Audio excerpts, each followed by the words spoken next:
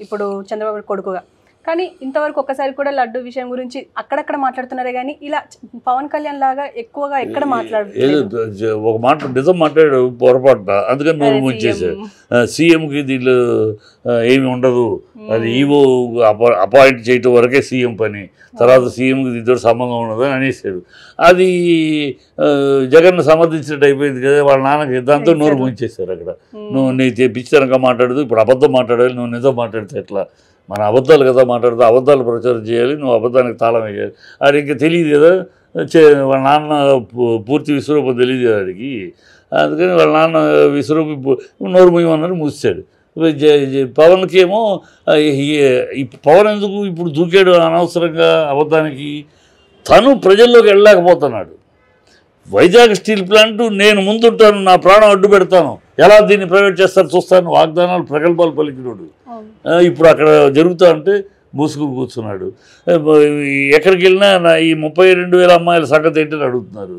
నువ్వు ఎక్కడికి వెళ్ళినా నువ్వు ఆయనతో పాటు పక్కన ఉండి నువ్వు కూడా మా ప్రభుత్వం లాగానే మీ అందరికీ ఎంతమంది పిల్లలు ఉంటే అంతమందికి 15,000 3 సిలిండర్లు వచ్చు పోషణం అని అందరూ నేనున్నాను మేము విషయాన్ని చేశారు కదా ఎక్కడా అని అడుగుతారు. ఇట్లా సమానం చెప్పలేక సిగ్గు సచ్చి ఈ గెటప్ వేసుకుని పూజల పురస్కారాలని డ్రామా చేస్తున్నాడు. ఇప్పుడు ఈ అవకాశం దొరికింది, ఇదేదో మొత్తం అవుతుంది, దీన్ని పట్టుకుని మనం మళ్ళీ పబ్లిక్ వెళ్ళి డైవర్షన్ చేసుకోవచ్చు అన్నాడు. ఇది పచ్చి అబద్ధం అని తేలిపోయాయి. అండ్ 100 రోజుల పాలన గురించి మాట్లాడే అవకాశం కూడా ఇవ్వట్లేదు అసలు ప్రెస్కి, కానీ ఎక్కడ మనం మాట్లాడుకోవట్లేదు, ఓన్లీ లడ్డు వివాదం గురించే మాట్లాడుతున్నారు. అదే చంద్రబాబు టాక్టిక్స్, అది డైవర్షన్ పాలిటిక్స్. ప్రజలు ఆ విషయాన్ని గురించి ఆలోచించుకుంటూ ఉండటం కోసమే ఈ లడ్డు లేని దాన్ని తీసుకొచ్చి ఒక అబద్ధాన్ని ప్రచురం చేసి సిగ్గు శరం లేకుండా ఒక చీఫ్ మినిస్టరు 14 ఏళ్ళు సీఎంగా చేశాడు, 50 ఏళ్ళుగా రాజకీయాలు. మనిషికి కాస్త ఇంగిత జ్ఞానం ఉండాలమ్మా. మరి ఇంత నీచ రాజకీయాలు, ఇంత శుద్ధ రాజకీయాలు నేను ఇంతవరకు చూశాను. రాజకీయాలు చాలామంది రాజకీయాలు చూసాం.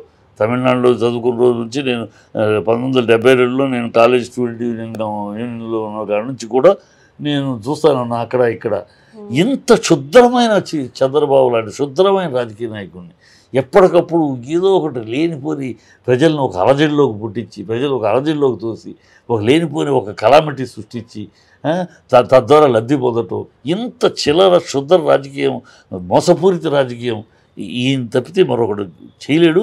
ఇంత నికృష్ట రాజకీయం చేయగలిగిన నికృష్ట రాజకీయ నాయకుడు ఇతనే.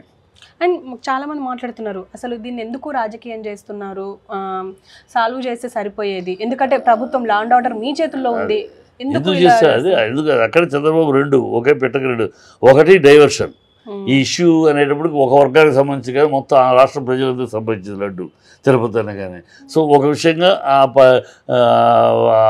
ప్రామిసెస్ ఏమైంది, సూపర్ 6 ఏమైంది, వైజాగ్ స్టీల్ ప్లాంట్ ఏమైంది, ఇది స్పెషల్ స్టేటస్ గురించి ఇంకా నో రెఫరెంట్, ఇవన్నీ అడుగుతున్నారు ప్రజలు. ఆ మాటలు అడగకుండా డైవర్షన్ అయిపోతుంది. రెండోది ఇప్పుడు సప్లై చేస్తున్న వాళ్ళని ఏదో బదనాం చేసేస్తే, ఏదో ఒక విధంగా బదనాం తన హెరిటేజ్ నెయ్యి రేపటి నుంచి తన హెరిటేజ్ నెయ్యి తిరుపతి సప్లై చేసుకోవచ్చు. ఇది అతని దుర్మార్గపు ద్వేషపూరిత రాజకీయం ఇలాగే. అది ఆ పవన్ కళ్యాణ్ పిచ్చోడు, ఎర్రుడు, తెలీదు, ఆవేశపరుడు, ఏది బుద్ధి ఎరక ఆలోచించే పర్లేదు. మనం ఇప్పుడు మామూలు మనం హీరో కాదు, హీరోకి అయితే సాగుద్ది, హీరోగా 4 ఫ్లాపులు అయినా మళ్ళీ ఒక హిట్ వస్తే మళ్ళీ హీరో చాలా కంటిన్యూ అవుతుంది. రాజకీయాలు అట్లా కాదు, ఒకసారి ఫ్లాప్ అయ్యామంటే మళ్ళీ అడ్రస్ ఎక్కరు. తమిళనాడులో విజయకాంత్ అనేవాడు ఉన్నాడు, ఇలాగే విజయకాంత్ ఇలాగ అతని ప్రజలు ఆదరణ ఇచ్చారు. ఆదరణ ఇస్తే జయలలిత పీరియడ్లో జయలలితకి మెయిన్ అపోజిషన్ పార్టీకి ఎదిగాడు. ఆ తర్వాత ఇలా పిచ్చి పిచ్చి బిహేవియర్ చేస్తే అతను 0 చేశాడు, పోయాడు. అట్లాగా ఉంటుంది ఆ రాజకీయాల్లో. 4 సినిమాలు ఫ్లాప్ అయినా ఒక సినిమా హిట్ అయితే మళ్ళీ కెరియర్ అన్నట్టు సినిమా ఫీల్డ్ ఉన్నట్టు రాజకీయాల్లో ఉండదు. రాజకీయాల్లో ఇలాంటి కామెడీలు చేస్తూ ఉంటే, అర్ధరహితంగా ఇలాంటి చేస్తూ ఉంటే ఇది ఆవేశం ఎందుకు వస్తుంది? ఆవేశం అన్నమ్మా, ఆవేశం రావాలి. ఎందుకు రావాలి? కారణం లేకుండా నీకు ఎందుకు ఆవేశం? అంటే ఆవేశించుడు ఆహు అని మాట్లాడితే నువ్వు హీరో అయిపోతావా?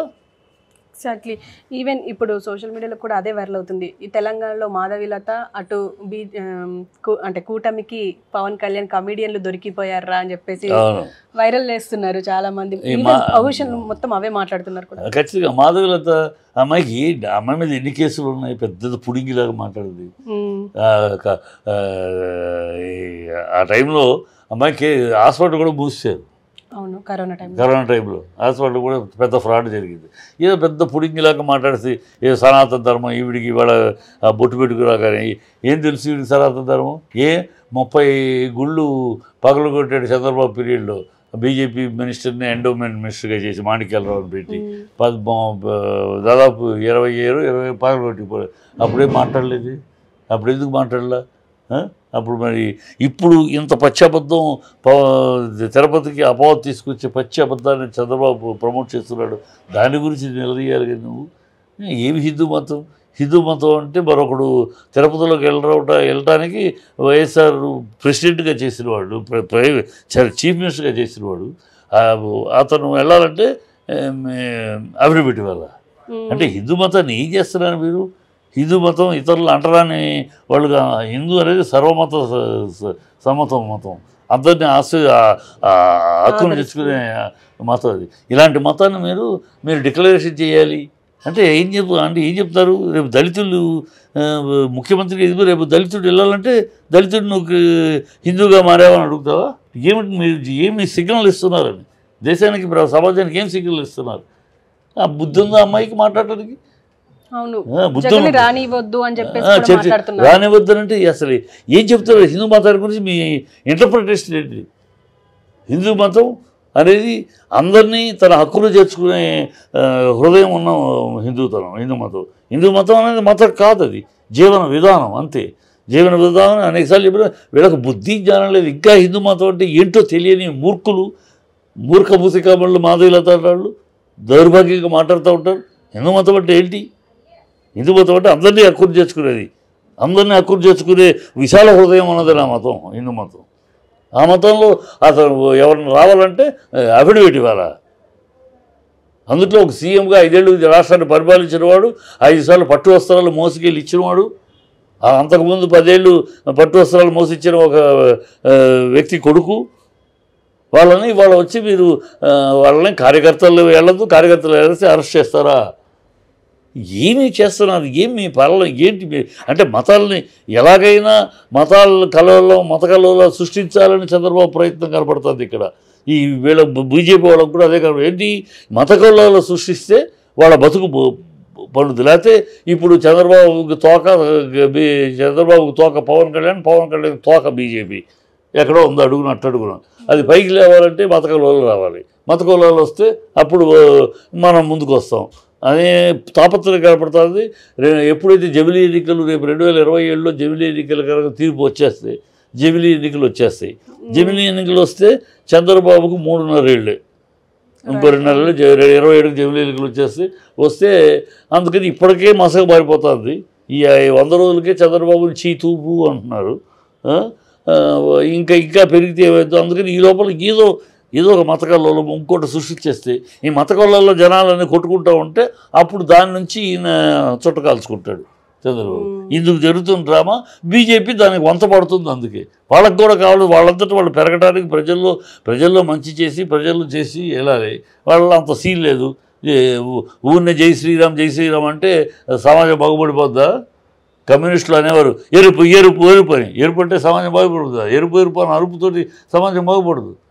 అట్లాగే జై శ్రీరామ్ అంటే మీరు పవిత్రులు అయిపోతారు, దేశ బాధ్యత.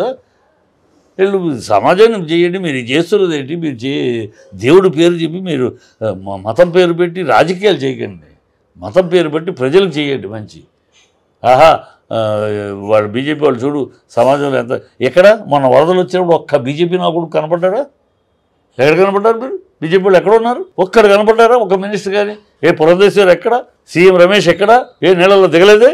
అవి చేయండి. బుద్ధి జ్ఞానం ఉంటే మీరు ప్రజలకు అండగా నిలవండి, ప్రజలకు సేవ చేయండి, ప్రజలకి దగ్గర మంచి సంపాదించుకుని పెరగండి. అంతేగాని మతం పేరు పెట్టుకు కల్లోలాలు సృష్టించి చంద్రబాబుకు వంత పట్టడమో లేదా ఇంకొకటి తోక బతకటమో ఎన్నాళ్ళు ఇలా బతుకుతారు? ఎన్నాళ్ళు ఒక మోడీ లాంటి ఇంటర్నేషనల్ ఫేమ్ సంపాదించిన మనిషి ప్రధానమంత్రిగా ఉండి పార్టీకి అండగా ఉండి అప్పుడు కూడా మీరు పెరగలేని దీనస్థితికి దిగారంటే మీ నాయకత్వం ఎంత దౌర్భాగ్యంగా ఉందో అర్థమైపోతుంది. మీరు స్టేట్లో మీ నాయకత్వం ఇంత హీనంగా ఉందో, అందుకని అంత మహానాయకుడు అక్కడ ఉండి కూడా మీరు ఇక్కడ పెరగలేకపోతుంది. అది తెలుసుకోండి. ఎందుకు పెరగలేకపోతారో మన తప్పు ఏంటి, మన ప్రజల్లో లేము, మన ప్రజల్లో లేకుండా భజనలో ఉన్నాము. భజనలో ఉంటే భజనలతోటి ప్రజలు ఎక్కించుకోరు నెత్తి మీద, వాళ్ళకి సేవ చేస్తే ఎక్కించుకుంటారు. ఏ సమయంలో క్లిష్ట పరిస్థితులు ఎప్పుడైనా కనపడ్డారా ప్రజలకు అవసరమైనప్పుడు? ఎక్కడైనా మన రథం తగలడింది, ఈ దేవుడిది ఏదైనా వస్తే ఎగబడి వస్తారు. అదే ఇల్లు తగలబడింది, ఇక్కడ ఇల్లు కూలుస్తున్నారు, లేబర్ ఇల్లు కూలుస్తున్నారు ఇక్కడ తెలంగాణలో, ఒక్క బీజేపీ రాడే రారే. కోల్చడం తప్పనక్కర్లా, కోల్చడం రూల్ ప్రకారం మంచిదే, అందరికీ మంచిది. అది నీళ్లు ఆగిపోతున్నాయి, ఎక్కడికక్కడ చెరువులు కబ్జా చెట్లు, చిన్న వానొస్తున్న నగరం మునిగిపోతుంది, కరెక్ట్. కానీ దానికి పద్ధతి ఉంది. ఇన్నాళ్ళు ఆగింది, ఇంకో 6 నెలలు ఆగలేదురా. 6 నెలల్లో మీరు వాళ్ళకి ఇళ్ళని రీహాబిటేషన్ చేయండి, కూల్చుకోండి మొత్తం, ఎవడు కాదన్నాడు. అది కాకుండా దాన్ని రాజకీయ కక్షగాను రాజకీయ స్వలాభం కోసమని ఓవైసీకి ఇవ్వరే. ఓవైసీకి ఎందుకు నోటీసులు ఇవ్వరు, ఎందుకు పొంగులేటికి ఇవ్వరు, ఎందుకు అపోజిషన్ పార్టీ వాళ్ళ తాలూకు ఎందుకు చేస్తున్నారు? ఈ అడగరే బీజేపీ? అడగండి, దమ్ముంటే అడగరు. ఇలాంటి ప్రజలకు అవసరమైన అడగరు. దేవుడి పేరు చెప్పుకుని బతికేద్దాం.